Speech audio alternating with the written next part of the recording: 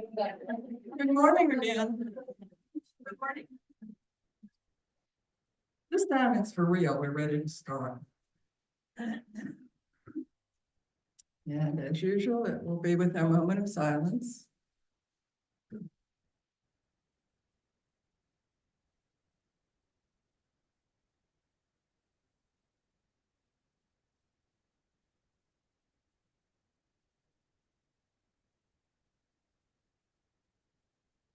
And also, as usual, the first item is introducing a new resident.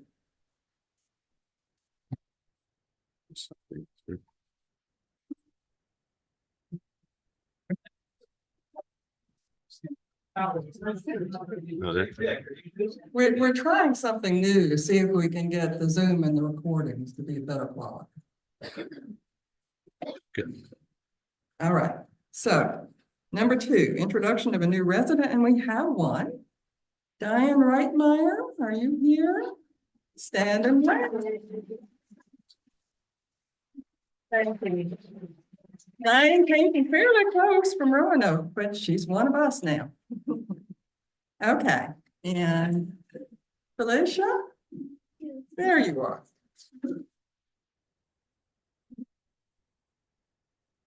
Good morning, everyone. Can you hear me? Okay, great, because I am typically loud. I don't have a lot to say, just a few items. You are going to be, they can't hear me. Okay. That's going to be, okay. Can you hear me? Okay, good morning, everyone. I don't have a lot of items, and I know we have a packed agenda. As all of you know, that we have hired a dining director, Jennifer Hickey, and you're going to hear from her in a little bit on the agenda. So I just wanted to mention that. We are continuing with the marketing director interviews. We're now in our second round. Might be beforehand, but I anticipate we probably have someone by April 1st, maybe before. I just wanted to thank the Kendall Singers and all the folks that had the performance yesterday. I stayed through half of it. It was wonderful. And I just wanted to thank all the residents that participated in that. Also want to thank the staff for all their work. You know, here we're having, I can't believe another snowstorm. Jan leaves and we get all the snow she wanted.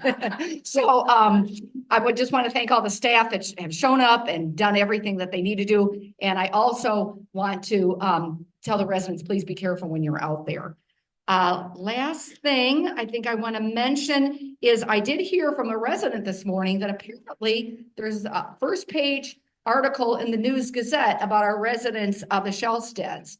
So read that. I'm interested. I get it electronically, so maybe at lunch I might sneak a peek. But read the article. I'm sure it's fantastic. Any questions for me? I have a question back there. Bob. Pardon me? What is the Shellstead? The Shellsteads are independent living residents here. And there's my understanding is the story about how they met. So, it's a Valentine story. So read about our fellow Kendall residents at the News Gazette. And I think that's going to be great PR for us too. Any other questions? Okay, I'm going to pass this on to Pam. Okay. Right. Sorry to keep you in suspense. Good morning. I just want to echo Felicia's compliments to the Kendall Singers event yesterday. It was the talent was just remarkable, and the whole program was so uplifting. So thank you all for participating.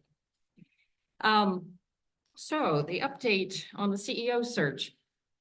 Those of you who were at the Residents Association meeting in November might recall that I said there would be some time where quiet periods in the search. We have just entered such a time. I can tell you that the advertisements for the position have gone out far and wide, and we've already received dozens of applicants from more than 20 states. So we've been really pleased with the quick response so far, and they're still coming in. Kim Dunn, the Director of Talent Acquisitions for TKC, is beginning to review these and organize them, and she will soon pass along to the search committee the files for us to review. And we will select a number of candidates to interview by Zoom. And then we will invite a smaller group of candidates here to campus for in-person interviews. And each interview will be a full day. Remember that you and staff and board members will all have a chance to see and interact with the candidates. And I really encourage you to take advantage of those opportunities. We will publicize those schedules as soon as we have them. But that will probably be another month or two. And after you have a chance to meet the candidates, we will encourage you to give us your feedback on those candidates promptly. And we will develop a system or a form for you to do that. So after the visits are complete, and with the feedback is collected, the search committee will meet and deliberate and make a recommendation to the full board. And if the board agrees, an offer will be made. And I really appreciate all of the staff and resident interest in the search. But I do have one request. Please don't ask the search committee who has applied. Some of the candidates, many of the candidates probably have not yet told their current employers that they have an interest in this position. So we are really obligated to keep their interests confidential.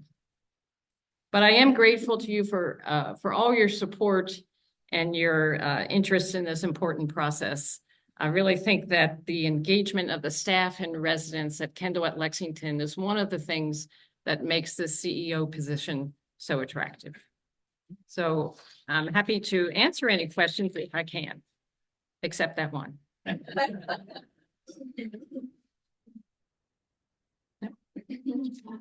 Thank you.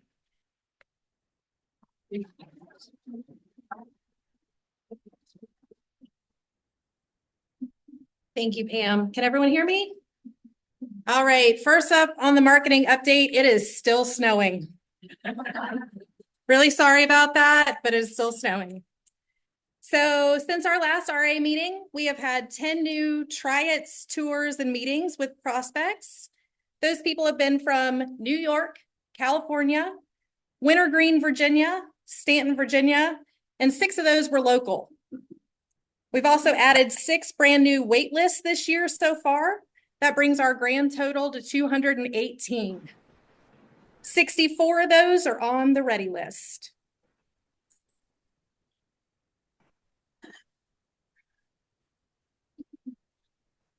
Did you want to talk about our move-in? Most recent? Oh, she already did. Okay. So you know about Diane Reitmeyer. She's here. Our next new resident has her closing on apartment 104 tomorrow. That's Julie Hollingsworth. She's from Lexington. I know some of you know her. She actually moves in on Monday of next week. We have more closings and move-ins scheduled for March, April, and May, and a verbal hold on one apartment that will close in June. February is our 7th consecutive month of 100% occupied or reserved for occupancy. So we're very proud of that. Marketing team is gearing up for the busy spring touring season. You can feel it in my bones. It's already beginning. Got my next tour tomorrow, and I'm excited about that. So please continue doing the great job that you all do of being friendly and kind to our visitors when you encounter them in the hallways or in the dining room or wherever you happen to run into them. I was taught on my very first day here 5 years ago that the very best people, the very best salespeople of Kendall at Lexington are the residents of Kendall at Lexington. So thank you very much for all you did to help the marketing department. That is all.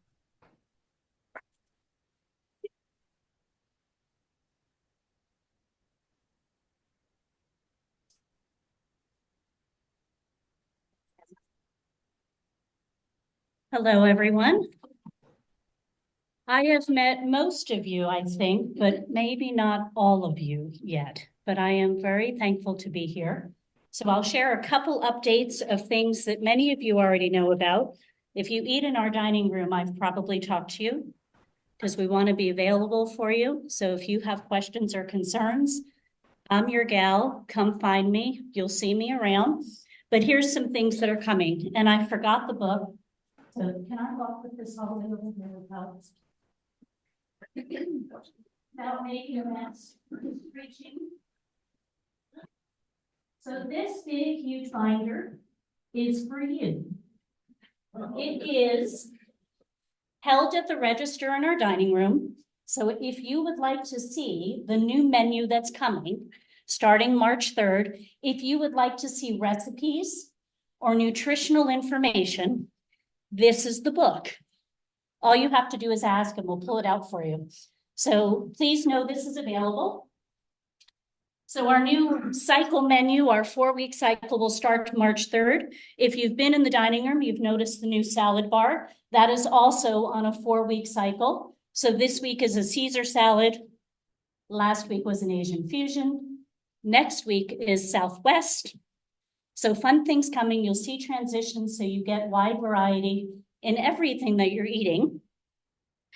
The grill menu has started. So I want to clarify a couple things about that. We have a combo added to the grill because we had a lot of people buying individual items. So if you bought a grill item and then you got a salad and then you got a dessert, and if you got soup too, you were up to like 20 points a meal. The combo allows you to have a full meal at slightly more points, 13 instead of 10, but it's because we have to have someone cooking specifically for you. We're not buying bulk product for that grill area.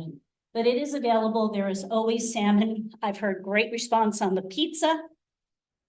So feel free to check that out. If there is something on the line that is not of interest, you have some options. Lastly, just an update on things that we're doing in Borden and Webster. So we had our ice cream tasting. I will get those results out to you momentarily. But Borden and Webster, they did a tasting and it was a wonderful event. And there were about almost 15 residents who came and they got to try all 4 flavors that you all tried in the dining room if you were there. And I will tell you about half of them, and I don't think I'm exaggerating here, ate all 4 little cups of ice cream. So anyone who says you love ice cream now, when you move into the more helpful areas, don't all of a sudden like ice cream. We're getting ice cream for everybody. But also in Borden and Webster, for those folks who are taking meals in their rooms, we've implemented some new things to make sure the food is getting there hotter. So we've got lids for plates. We're doing different things with our warmers to keep the food hotter in general. So you will start seeing some of those things if you are visiting there or staying there. So I hope those things will be helpful. And if you think of other things that would also be helpful, or you think will be helpful, I want to know. Can't fix things if I don't know they're wrong. We can't celebrate our staff if we don't know what's good. So please just communicate everything with me and I'll sort it out on the list of where it goes. Any questions for me? All right.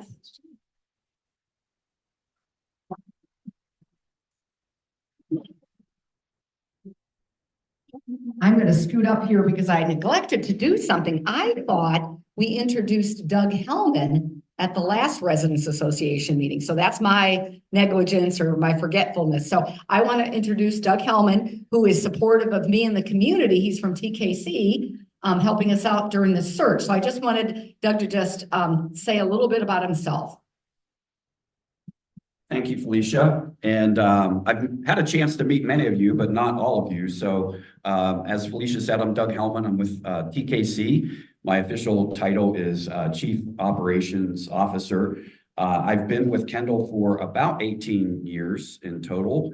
I opened the Kendall at Granville community back in 2005, started about a year before we opened that community. So was involved in a lot of the pre-development work that went into the startup of that community. And then over the past 10 months, I've been helping with the Enzo Village community out in Northern California. and its startup efforts. And so they opened back in November of 2023, and I arrived in March of 2024 and was really involved serving in an interim role there as their interim CEO up until we hired a fellow by the name of David Smart. He started in January of this year, which is when I transitioned into my new support role at the home office. And so I want to first just say thank you for the warm welcome that I've received. This is my third visit since I've been coming down. I started coming down, I think the end of January was my first visit, and I've been here 2 weeks in a row. And I am not going to take credit for your huge amount of snowfall that you've experienced last week and then again today. We had 3 inches on the ground when I left Ohio on Monday morning. And so apparently it followed me down here this time. So Columbus, Ohio is kind of home for me. Actually, we live in Granville, Ohio, and we've been there for about 20 years now, and like it very much. And so I can really attest. I've always enjoyed coming to Lexington, Virginia. I've visited here many times over the years, and I've always just been warmly welcomed and feel a lot of similarities between Lexington, Virginia and Granville, Ohio, being a small college town, and just the welcoming spirit of residents and community members. So I want to thank you again for the warm welcome that I've been receiving. I've attended your Tuesday evening conversations, happy hour, whatever you want to call it. I was accused last night that I only show up on Tuesdays, so I've enjoyed meeting many of you in a less formal environment. And I just have to really say that you have an amazing group of residents and staff members here at Kendall at Lexington. It's a really resilient group. They've been managing a lot of change over these past several months, and it's just been fun to see this team really pull together and support one another, support Felicia, and what an amazing job that the maintenance team has done with all this snow removal over the last several days. So aside from that, I'm happy to entertain a question or two if you have one. Okay, I think Todd is next.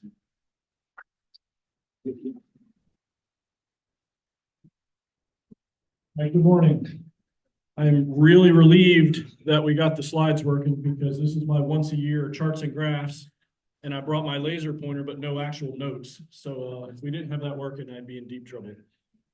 So I'm just going to go over a summary of some 2024 things, trends, and a little analysis. A lot of this is, like I said, charts and graphs with some numbers that might be hard to see. If any of you want to see details of this, just email me and I'll send you a PDF version of it you can have for yourself.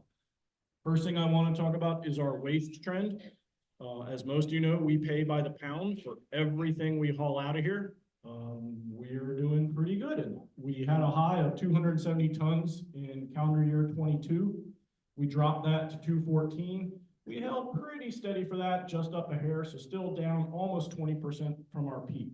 That's pretty good. So whatever we're doing on that, we want to keep doing and not make a lot of dramatic changes to that. Water usage had come way down steadily from almost 8.5 million gallons to 7.3. Starting in late summer of this year, it steadily started climbing back up. So we have some improvement to do here. Our water is very expensive. As some of you probably know, with the city, especially the city, our city meters, the 2 big tenants in Lexington don't pay taxes, right? So how does the city of Lexington fund their budget? They do it through their water meters. So we have very expensive water here, and our usage going back up. We're still down a little over 9% from our all-time peak, but that is something I ask you all support in, just to help what you're doing electively. Use what you need, but don't waste what we don't, please. Before I talk about our gas and electricity, I want to throw up a quick weather slide, because that has a very, very big factor on how we do in those things. 2024 was a milder year in both categories. So it was a cooler summer and a warmer winter. So that's pretty good. Not compared to 23, but looking at the 6-year average. So not anything off the charts either way. Pretty typical year for us, just a couple percent warmer winter and cooler summer. Nothing that should have broken us either way or given us lots and lots of extra utility money. Electricity's trend, we had come down from 3.6. We had bottomed earlier in the year and then it's ticked back up again. So we're still down on a steady downtrend year over year, but you can see the last few months, November and December, it's steadily tricked back up. Any guesses what that's from? Space heaters are the devil, right? This is solely due to our usage and reliance on space heaters to compensate for some other issues we have here. So again, overall usage in our kilowatt hours, still trending okay, but a pretty sharp uptick in the last few months. Natural gas, steady down over several years until same thing, last 2 months. This is not our space heaters. This is another meter. This is actually Sycamore. Our gas usage on Sycamore has spiked dramatically last several months. Very significant. And us in Columbia have checked for leaks. Don't see any issues there. So just keep us appraised. If you're having issues with your unit, please don't try to heat your home with your gas fireplace. If your furnace is not working properly, let us know so we can get in there and fix it. Please don't leave doors and windows open in the winter. We have problems with that. We make our rounds and we see doors and windows wide open when it's 15 degrees outside. We all have to pay for that, and then it hits the budget, and then the mean money lady yells at me. So I try not to do that. I showed this picture last year when we first started our attic insulation project, just as a comparison. The house on the right was the first one we did. We had not yet gotten to the house on the left. When you see the snow melting off, like you see on that one, that means the heat that's supposed to be staying in the occupied portions of the house isn't, and it's going up into the attic and melting. So that was a very nice initial visual of how effective that was. That house has its own gas meter, so we know they're not the ones that we have to yell at about the gas, actually. And you can see the yearly cycle of up and down, summer and winter as it goes through. The red arrow there is where we put the insulation into the attic, and you can see that the bottom graph is the yearly 12-month rolling total. And you can see the steady decrease that has done. So even though we've had some pretty big upticks in both gas and electricity recently, I'm very glad we've been doing these things because they're paying huge dividends for us. All of those trends would be a lot worse without the long-term enduring payback that these efforts are having. So we have, I think, 1 residence left up on Sunrise to do. We have finished the front of Anderson. We're finished the one on Sunrise, and then we're moving to the 3rd floor north building to put some insulation up there. I don't remember the square footage number off the top of my head. But it's a lot. It's about 25 or 28% of our available attic space has now been properly insulated. So that will pay dividends for a lot of years to go. So that's our overall energy trend. Gas and electricity. Electricity is red, gas is yellow, and then I convert them into equal units of measure, kBTUs, in case you're an engineering nerd and care. That way you can see what our mix is. And really, it's about a 50-50 mix. In terms of raw energy, we use about 50-50 between electricity and natural gas.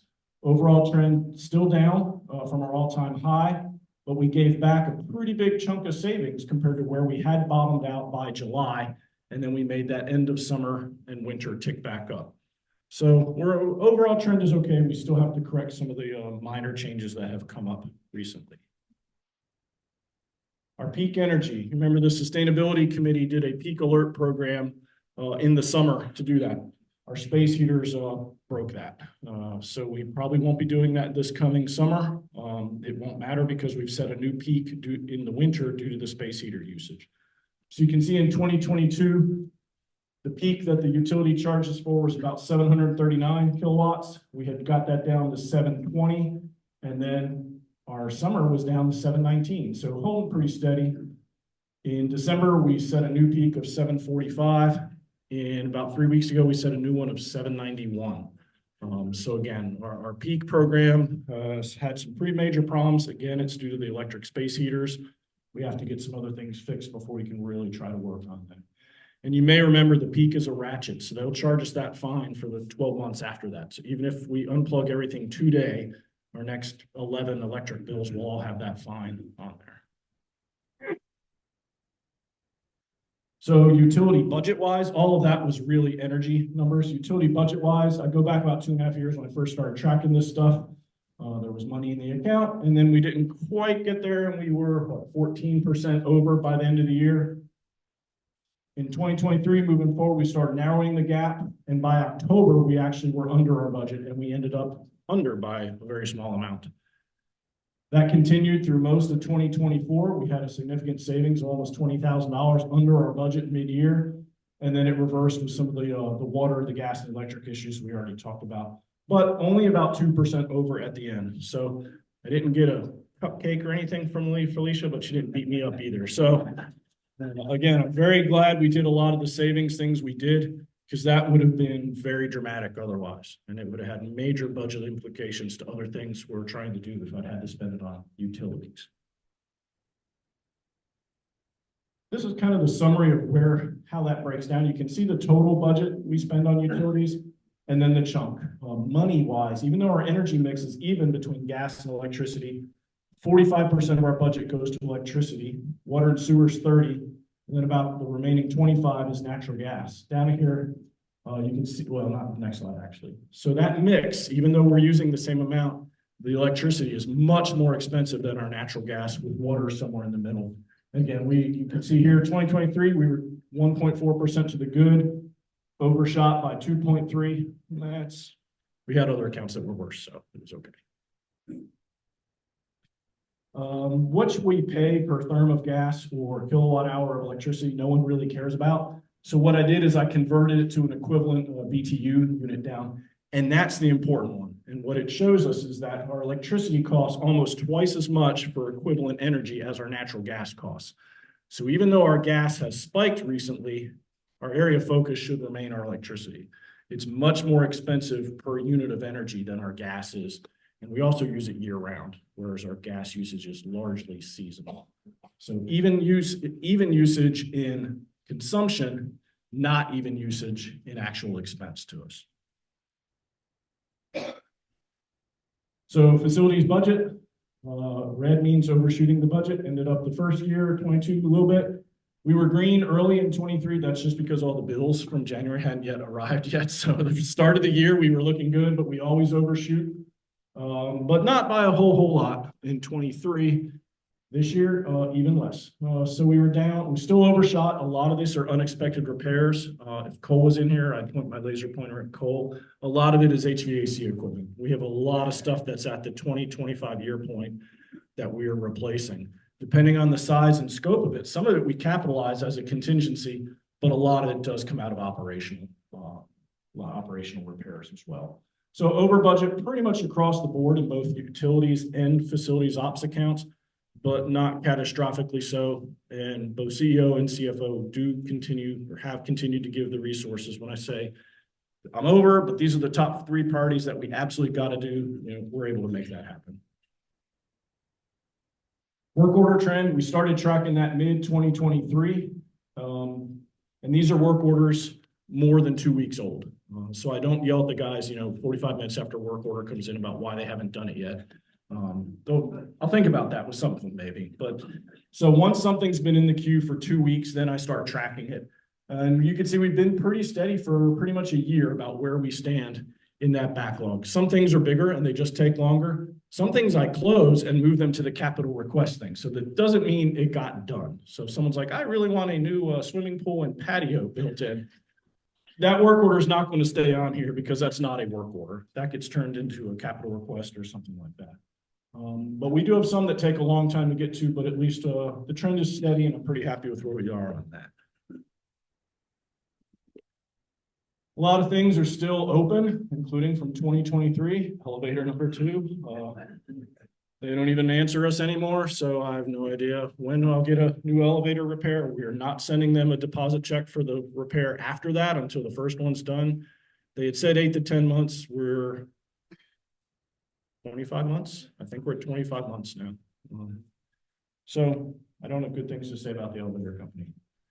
There was money in the 24 capital budget for the Sunnyside roof and Sunnyside new HVAC system.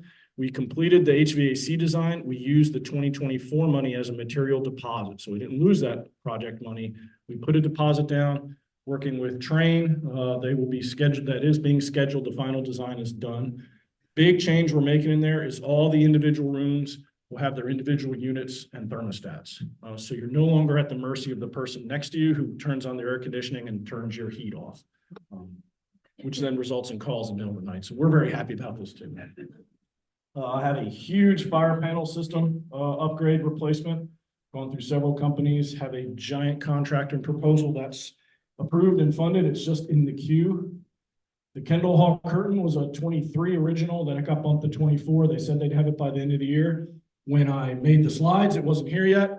I left, they put it in and it actually fit while I was gone. So this is really good. So, new curtain. So yeah, very glad that that one's off. The fitness center flooring was another 24 project. We use that funds for the material deposit. That work is being scheduled for March, I believe. I think it's mid or late March is now the window for that installation. When that happens, the equipment room is being refloored. All the equipment will be shoved to one side. We'll do that, and then we'll shove it onto the new floor and do the other side on there. So it will be offline for a little while, but it will not take out the studio or the pool or anything else by that. It will just be the equipment room offline when we do that big equipment dance. And then 2025, I already talked about our fire protection system is the big one. And roofing phase 3, which will be part of Sycamore. Don't yet know if it will be the west side or the east side. Pretty sure I don't have enough funds to do everything, so we'll probably do half this year and half next year as well. And that was funded and approved. I'm just waiting for final contract and schedule and amounts to submit. That was my list. Any questions for me? Yes, sir. Because electricity is so incredibly expensive, what was the reason Kendall and Lexington decided not to go solar? Their solar's been looked at, I believe, 3 times, and I have some pretty good details on the last look. The solar program, the solar proposals I've seen here are a wash. The payback on the equipment is in the same amount of time as the service life on the equipment. So, and let's be honest, it's a salesperson you're talking to. Don't want any of the salespeople to throw rocks at me from the back. So that's usually a little optimistic. Most people tend to be a little conservative when they look at those numbers. If you have to spend $750,000 on a solar system and it will save you $750,000 over 18 years with panels that last 17 to 20 years, that's a wash. We've pulled $750,000 out of our electricity usage by doing other things first. I will say I don't think solar's off the list. We just have to do it smartly and do it right. We do have a pretty big challenge here with our meter. It has to be near your main panel and your main meter. It's not like a private residence where you put a couple panels on your roof and it talks to your meter. That's literally right there. Our master incoming board and panel and everything is down in the basement of Anderson. So unless we put panels on the roof here, which is one of the designs we looked at, it's on the roof of the horseshoe here, you lose half your electricity before it even gets to your panel. So it's looked at. Questions for me? Yes, ma'am. When we first moved here, you mentioned, or you asked at a residence meeting, that we do our wash and drying on the weekends, that helped with Yes. the electricity. Is that still the case? Because I don't know if the new residents are aware of that. In case you didn't hear, I'll repeat the question. A lot of folks have been told to please avoid what we call peak hours on their electricity. And yes, that matters. We pay for all the electricity we use, but we also pay that demand charge based on when we use it.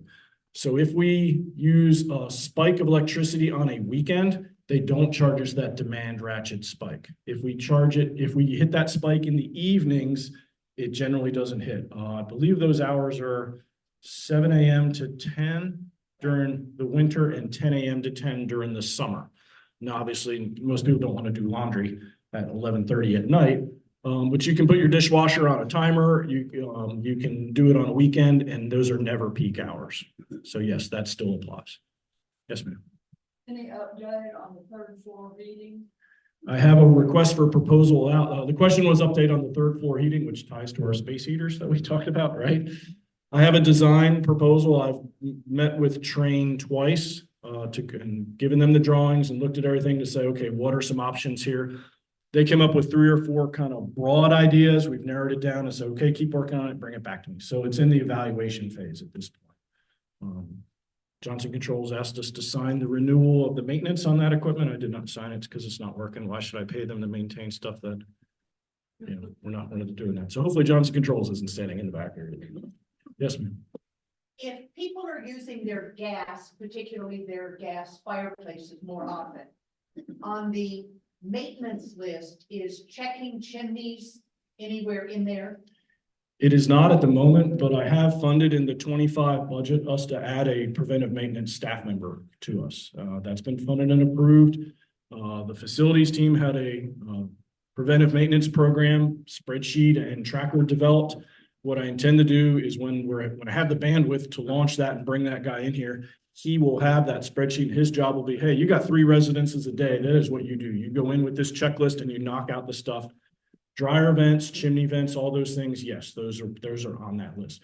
In the past, those have not been inspected routinely.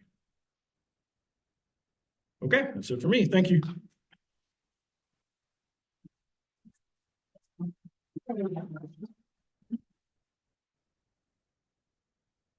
Good morning. Obviously, I'm not Adam. But I think most of you know who I am or have at least seen my face. I'm Tracy. I'm the DON for all of Health Services. So I just have 2 quick updates for you. Both of those are in relation to Borden. I know Adam spoke last month about the addition of our Borden receptionist. So we did receive close to 20 applications for that. I wish we got a quarter of that for nurses and CNAs, but we had a great, group of resumes. Adam and Clint and Madison are busy going through those, and they have began the interview process this week. And we do hope to have that wrapped up and that person in Borden up and running mid-March. Secondly, we are scheduled the first week of March for our FSA mock survey. This is to provide education and prepare us for future health inspections. So we're looking forward to that. Does anybody have any questions for me? Yes. Show what the initials FSA mean, because we have new residents that may not know what that is. What is it? Friends Services Alliance. Sorry, I just know FSA, but Friends Services Alliance. What does that mean? It related to the survey? Is that what you're asking? So they will come in just like the CMS, the government, the state surveyors will come in. And they will do a survey. So it will be just like we are having a real survey. And then, they will let us know. Obviously, there will be no, penalties or, it's not a real survey. It doesn't affect anything. It is strictly for education for us and our staff and to prepare us for a real survey. But it's just like undergoing a real survey. Anything else? Okay, thank you.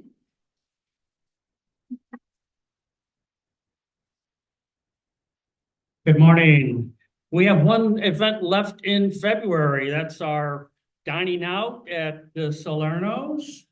We did have an event today, but I don't understand why, but the Marshall Foundation canceled the lecture on the up at VMI. I guess a little snow. VMI can't handle it.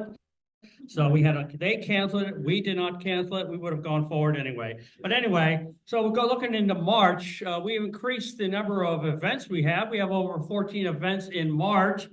It gets a little complicated, but I do post the March calendar on the bulletin board, and I update it almost daily. Every time there's a change or a little tweak to it, I update it. And so for your information, I put the date of the latest update. So continue looking at the schedule that's posted at the CNE bulletin board.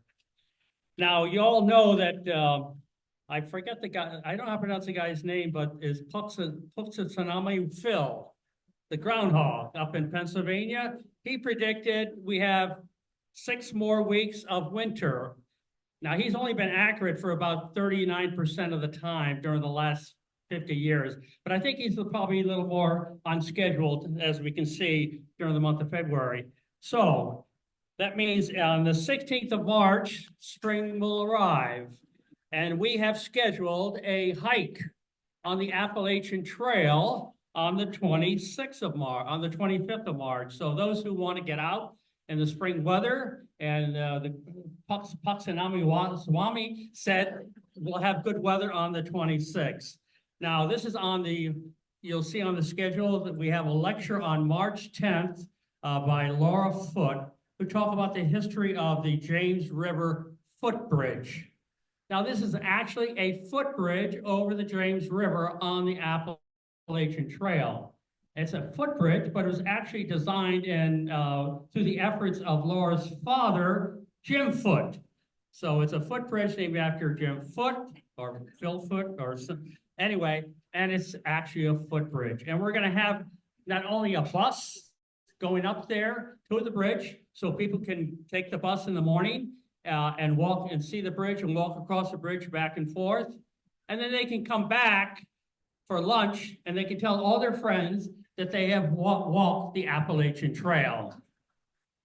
And then we have another group of people who will be carpooling up the same time. We'll have a bunch of carpools. Those people actually want to walk a little farther on the Appalachian Trail, maybe five miles or so. And so they're going to take carpools up and walk across the bridge and then hike up the Appalachian Trail for 8 or 10, 12 hours, whatever it is. And then they'll be back. And they can say definitely that they have walked and suffered, but they made it back on the Appalachian Trail. So this is a big outside event. I understand Victoria is going to lead the hike.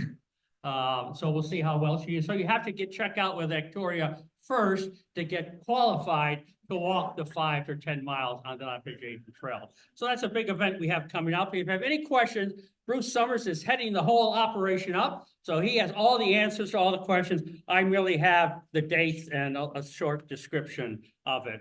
But so in March, you know, we have a symphony, the Rockbridge Symphony in the 1st of March.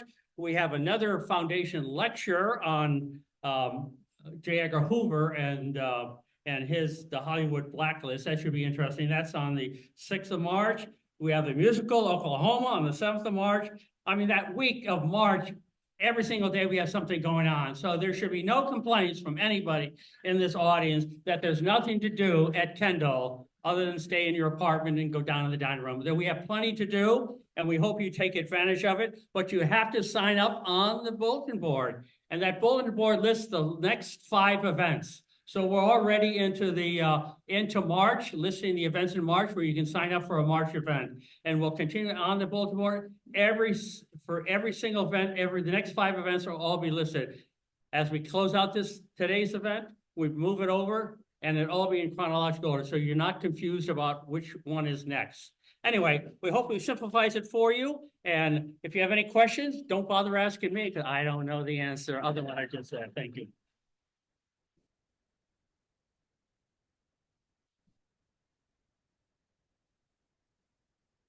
Will be followed by Anita. Please come forward. Thank you.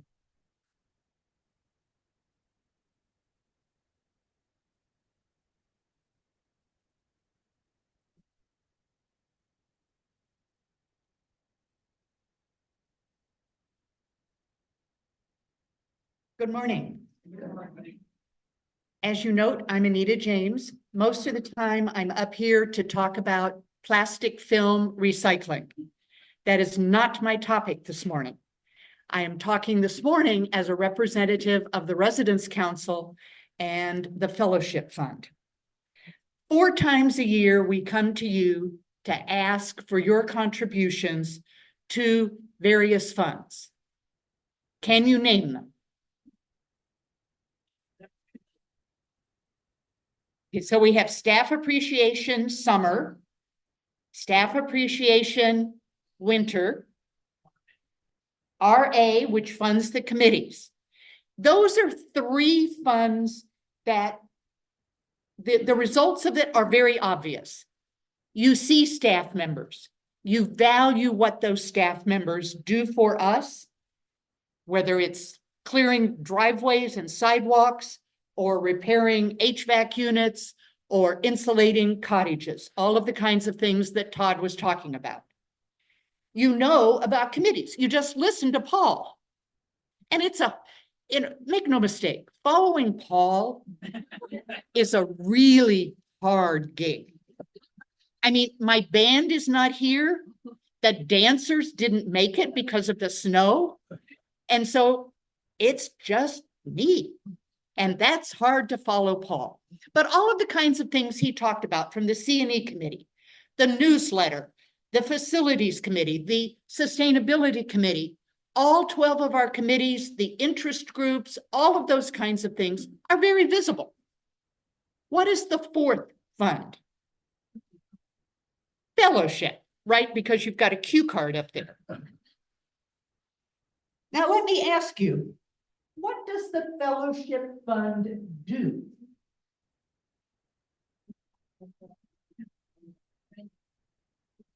Okay. I'm hearing some mutterings. Most of them sound correct. And so I'll accept those answers.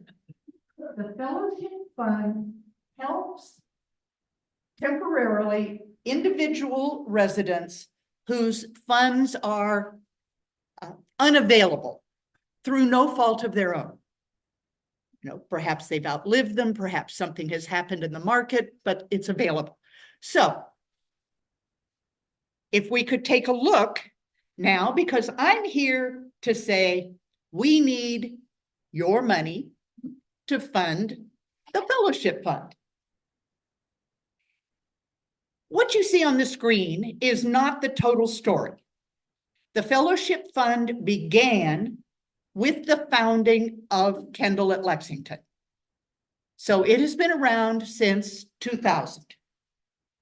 More than $400,000 has been used to help residents who were unable to handle their monthly maintenance fee. I've only put up the last 5 years because that covers the expansion up on Sunrise Ridge.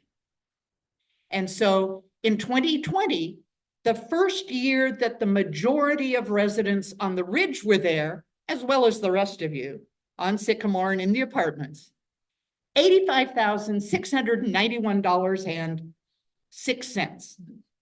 Don't ask me, that's a Felicia question. I have no idea. But that's how much was given just by residents to go into that fellowship fund. 2021, $82,829.29. At least there's some symmetry there. I don't know what happened in 2022. I asked a friend about investments, and that was not a bad year for investments, but we fell by more than 50%. It went back up in 23 to $52,002.85. In my world, I round off everything. So, 6 cents, 29 cents, that's all, money that just goes into the slush fund. In 24, it actually hit $105,106.90. But you will notice that there's a little sort of plus there on that. So residents gave $55,106.90. Later in the year, a resident's estate gave an additional $50,000. So sort of in my mind, I don't count that because that's not the initial giving of the people who are walking around.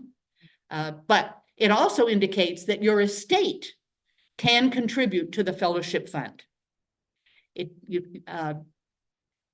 I'll just leave it there. So now we're in 2025. Later this week, if all goes well, I have to qualify. Edward and I went on vacation, first time in 5 years. We were supposed to be home on Saturday afternoon. From Saturday afternoon until Monday morning, we were in the Atlanta airport. 42 hours. That sort of put me behind on the things that were on my to-do list. But we made it home, everything's fine. But later this week, you will get your letter and a handy return envelope that's self-addressed. So that you don't have to do anything but write your check, put fellowship line on the memo, or fellowship fund on the memo line, and drop it in the white mailbox that's just beside Karen's desk. It's simple and easy. So now you have time to think about it before that form shows up in your mailbox. Because since the fellowship fund is not one of those ones that you see in action every day, and because whomever might benefit from it is not publicized, it's very private, as indeed it should be, we don't think about it all that much until somebody says it's time to donate to the fellowship fund. What it does is underlie our fundamental values here. That once you're here, should you choose, you can remain here. And sometimes folks need a little help. And we're the ones who can provide that help.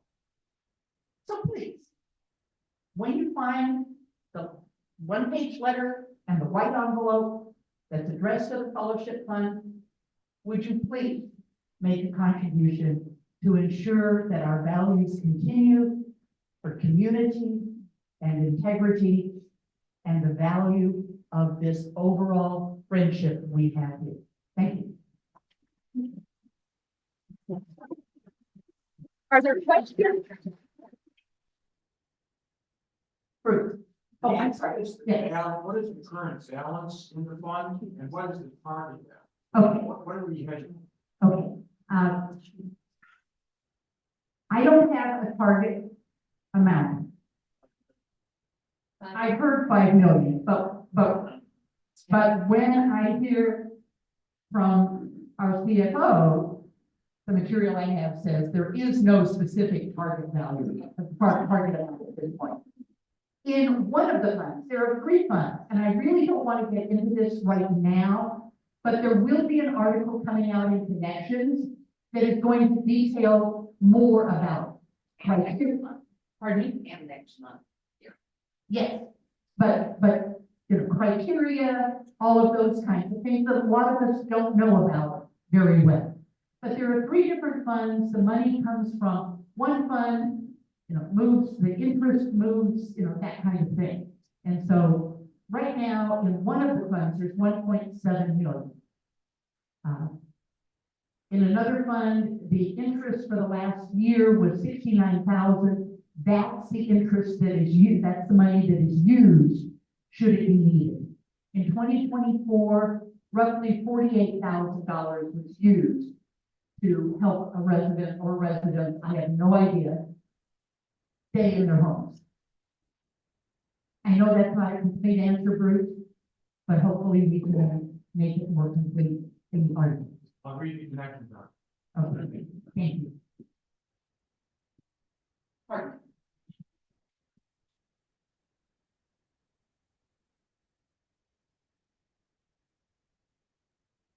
Good morning, everyone. And Anita, I've got to say that you're as tough to follow as what's his name? Paul Cormier over there. I'm here to give a brief report because we're running out of time on the Kendall College program. We've just concluded our adventure into poetry last week, and I'm delighted to say that it was successful. I was really pleased with the attendance and the interest in poetry. We may have to think about doing something like that again. In fact, I heard already from somebody who's on the wait list who said, I wish I'd paid more attention to the fact that I could have gone had I paid attention and looked to see that some of these poetry offerings were coming just in the last several days. I'm here to tell you what our next couple of programs are going to be. And we're taking a bit of a twist away from poetry because we're going to have two programs that will deal with technology and specifically artificial intelligence. The first one starts on that busy week that Paul talked about. It starts on Wednesday, March 5th. The speaker is Art Goldsmith from the Economics Department at Washington and Lee. He will talk about the fourth industrial revolution, and there'll be a focus in it on artificial intelligence. And you can learn all about that in the coming edition of Connections, where there's an article that sets out what he's going to discuss. And also the flyer that you typically receive, everybody will receive a flyer outlining the 3 lectures, either by email or in your mail slot. Having concluded that, waiting 3 weeks, we have another program that focuses on technology and artificial intelligence. Only this one will be by a law professor, and the focus instead of economics will be on law. He's an outstanding speaker. His name is Josh Fairfield. He does a number of programs or participates in programs through the Office of Lifelong Learning. He's just done a what do they call it? Webinar, and some of you may have seen that. Josh Fairfield will be the first law professor we've had here in speaking in a number of years, and he is outstanding. His program is called The Curve: How Fast Tech Changes the Law. And his dates for appearances here, 3 Wednesdays in a row in April, April 9, 16, and 23. So you're all invited to come hear about both focuses of artificial intelligence. Any questions for me? I'm 2 minutes over. Thank you all.